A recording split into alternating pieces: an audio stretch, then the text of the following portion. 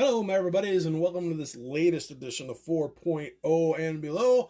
I'm your host, the Comic Grump, and where have I been? I don't know. Where the hell you guys been? Anyway, as our nearly year-long exile and unemployment continues, I've been filling out applications here and right. Haven't heard a thing back at all, but hey, that's got nothing to do with this. But in the interim, I've sort of compromised a bit, and whatever I'm spending on comics, I'm spending a lot less and going after some lesser expensive things and trying to fill in some runs. And to those ends, I found some eBay lots that were particularly interesting for my needs. And the first one had some Superboy and the Legion of Superheroes that I needed, starting with number 197, which is where Superboy officially became Superboy, starring Legion of Superheroes. The subs that always, or the superheroes, not the subs. The superheroes were like backup features, and so this is their first time sharing the bill. So we got 197, and then we got 199, and issue 200. And that was that lot. And then I found another seller who was selling stuff. It was, for what I wanted, wasn't that expensive, but he had a discount, and it was like the more you spent, the bigger the discount. So I kind of went through. I bought from him twice, and on the first one, I got more Superboy and Legion. I got 219. And number 232. And number 233.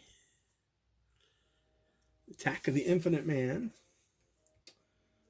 And then number 239. It says, comrades, which legionnaire stands accused of murder most foul? I don't know. We're going to read it and find out. And then number 243. There's the subs. Love them. Ooh, here we go. Number 245. Fighting Mordu. Those are always good ones. Okay.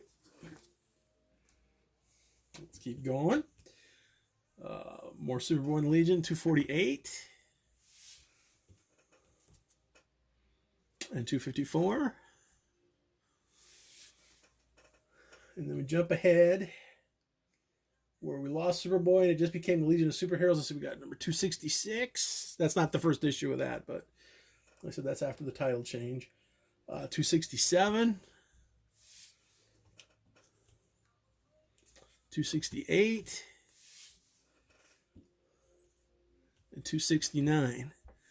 So very, very happy to get those checked off my lotto board to complete that run. And we're getting close. I'd say maybe 20 issues of that one from when it officially becomes Superboy and the Legion all the way through Legion and then Tales of Legion to the end. Okay.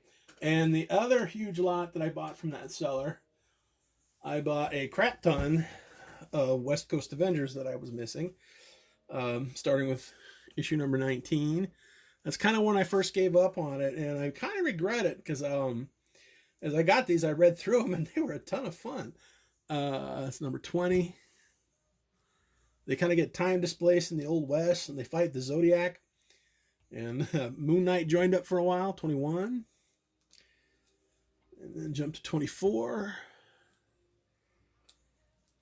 And number 25. That was kind of the worst one of the lot. That one just seems really color faded to me for some reason. And then number 26. We're getting into the Zodiac Attack. 28. More with the Zodiac. 29 with the Zodiac. And 30 with the Composite Avenger. And go to number 31, fighting Archon, and then also the whole thing again with Mockingbird and the Knight Rider, the Ghost Rider, the Phantom Rider, whoever that was. Yeah. Okay, number 34. It's back like the first time Quicksilver went berserk. Number 35. It's not a terrible Doctor Doom cover. It's pretty cool. Okay. Told you there were a lot. Okay, 39. Looks like the Swordsman's coming back. And then, again, that's about when I started reading again on those. And then I stopped. I don't know. It was late 60s. So let's see. So we jumped to number 68. Robot Holocaust. Number 72. That's kind of when they started taking on the Pacific Overlords. Number 75. More with Archon. And then jumped to 93. With Darkhawk. And then number 94. I think that might be, that's a very early appearance of War Machine. That might be his second published appearance. I'm not sure. Don't quote me on that. And then number 101. I don't think that's, I think, yeah, 102 is the last issue. I already got that. So we're getting really, that's almost done. And then also got Avengers West Coast Annual, number 7. So again, that blots out a lot on the lotto board, which is always a good day. Okay, now this next batch that I got on eBay was a really cool seller, and we struck a hell of a deal. He had them separately, and I talked him into selling me the whole bunch, and I made an offer, and he accepted. And so I got a good chunk of the first volume of The Thing, which basically consists of his whole time on Battle World and the adventures of Rocky Grimm, Space Ranger. That's a good fun read. Like here's number 10. I think that's when they first get zapped to Battle World for the first Secret Wars. And here's, oh yeah, here it is, Rocky Grimm, Space Ranger. That's when he decided to stay, because for some reason he could change back into Ben Grimm on Battle World. Let's go to number 12. Not Doctor Doom. I think Ultron was the only other character that got left there. And he sort of was building to be a nuisance. Let's say number 13. And jump to 15. I think I already had 14. That's why we skipped it. Okay.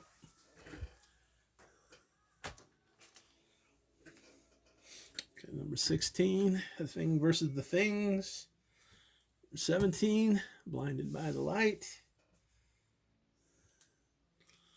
Number 18, with the Baby Grimm. Number 19, with Nightmares. I think that tied in with an issue of the Fantastic Four. It was kind of a famous Monsters of Filmland homage. It was kind of fun. Number 20. Oh God, this gal's name is escaping me right now, but it's just sort of a prototype.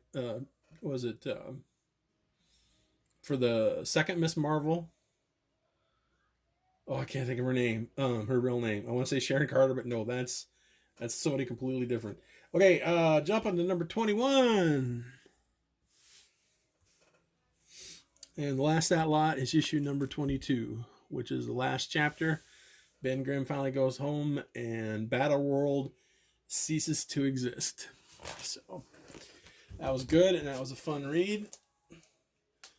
Again, I'm getting old. I read stuff anymore. It's in one ear and out the other. Okay. A couple more eBay pickups. I found an issue of Ghosts that I needed.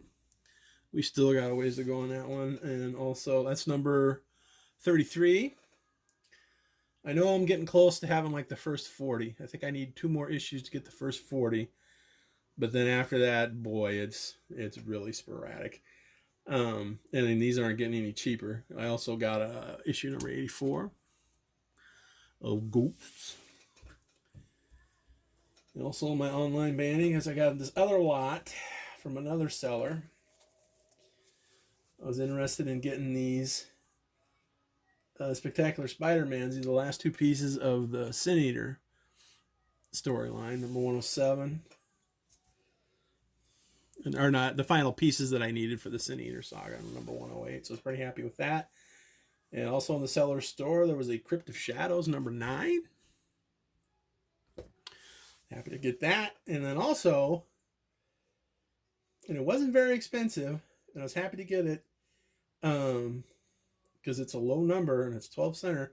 I got an Avengers number 20. There's a big chip missing there on top, but I think I could pay like less than $20 for that. So I was extremely happy to get that one. Okay, so that's it for the eBay wins. And also in the interim, since our last video, I attended the Ocon in Omaha, which was a ton of fun.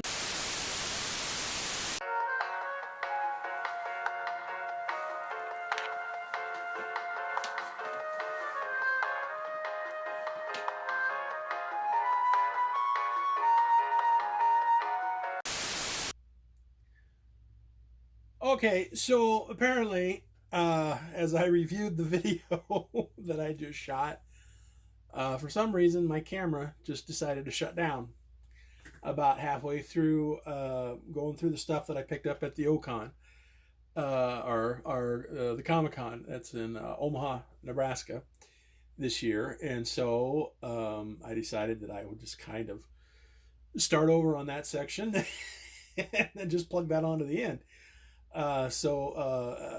Experiencing technical difficulties, please stand by. So anyway, yes, Ocon. Spent the weekend there, saw some great panels. Got to meet, who's the guy who does the voice of Brack on the cartoon shows? Andy Merrill, met him. Met Linnea Quigley, showed her pictures of my cat, and we talked about Return of the Living Dead, the group of us. It was great. Also saw Michael Rooker, who was completely out of his mind. Bumped into the honky tonk man in the halls and got to shake his hand. That was cool. And so, yeah, there you go. And then also spent some time on the floor, go around the shops. Was a little disappointed. There, if my memory serves, there were only like 2, maybe 3 comic book dealers there.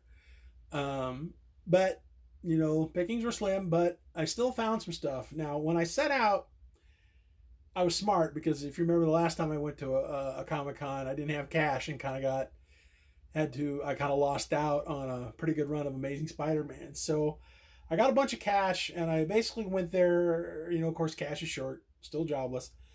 And, but it was like, there were the 2 books, and if I found them, it was for my Avengers run, I was planning on getting them if I found them in any decent shape whatsoever.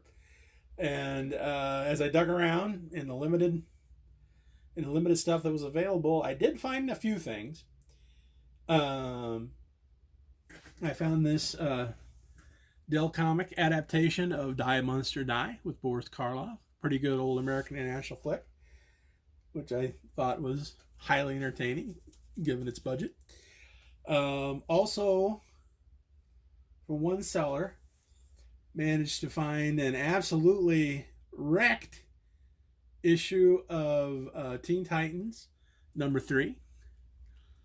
Love those go-go dots, and a wonderful tribute to Ed Big Daddy Roth there. I thought that was kind of cool. Like I said, the spine is about gone, but what are you gonna do? It was pretty cheap. I think I got that for $10. And also, okay, so circling back to those 2 books that I wanted to buy, I was able to find one of them. We're gonna save that for last. And they didn't have, like I said, they didn't have both of them, but they had another book. And I thought long and hard about it, and I decided, what the hell, let's take the plunge on it. And so I bought a book that's kind of notorious for what passes as progressive in the 1970s.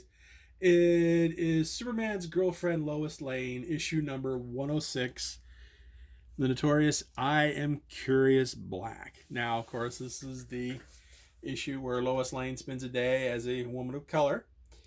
I guess, what do you call it? The moral of the story honestly isn't that offensive. It's just the execution of it that is just leaves one scratching their head. So again, it was a fun read, and it is what it is. I guess you really can't say much more than that. And then the other book that I got, they had 2 of them. One was a little cheaper, but the other was a higher grade and a lot better condition. So I went ahead and got it. This is one of those Avengers that I'm missing, because basically now I have the first volume of Avengers, like number 30 through the end, or not quite. I was missing 2 books. Now I'm only missing 1. I picked up number 48, which is not the first appearance of Dane Whitten, and that was issue number, I think, 47. But this is his first appearance of the Black Knight. It's a CGC 7.5 off white to white pages. The price on this book has plummeted recently. I still think they're asking a little too much money for it, considering the character. You know, I like the Black Knight well enough, but still, you know. But like I said, I was able to talk to the guy, and I negotiated a deal because I got the Lois Lane book there too. And I thought I wound up doing pretty good. And so the only Avengers book that I'm missing from 30 on is the one with the first appearance of the Red Guardian. And so unfortunately, I think that's probably going to go back up a little bit because the Thunderbolt is coming. But, you know, patience and everything, because like I said, because prices are kind of slipping. So anyway, sorry for the technical glitch. And that'll wrap up this latest edition of 4.0 and below. I'm your host, Comic Grump, reminding you to never, ever be embarrassed about what you afford comic book wise. And be sure to check your cameras while filming. Until next time, we'll see you later. See ya. Bye-bye.